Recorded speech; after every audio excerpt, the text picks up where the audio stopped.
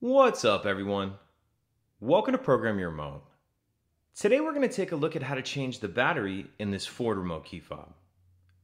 This key fob is going to take a replacement battery CR2450, and I'll put a link in the description box of this video to where you can purchase these batteries if you're in need.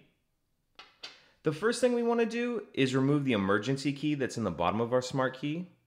That's done by pressing this button here, and the emergency key will slide out like that. Now if we hold the fob with the buttons facing down and we take a look at the bottom, we see this slot right here. What we're going to do is push the key in that slot, and then we're going to push up on this back cover. So push in and then turn and push up on that back cover. And now we can see our battery right here.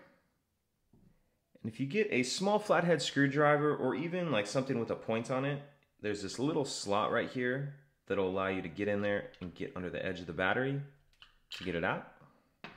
Now we'll grab our new battery, and we want to make sure that we're installing that with the plus side up.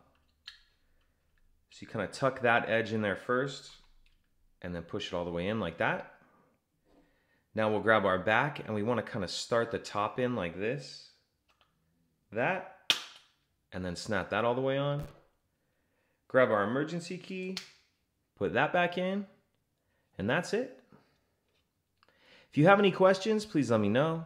If you could take a second to like and subscribe, it helps us out, and I'd appreciate it. Thank you.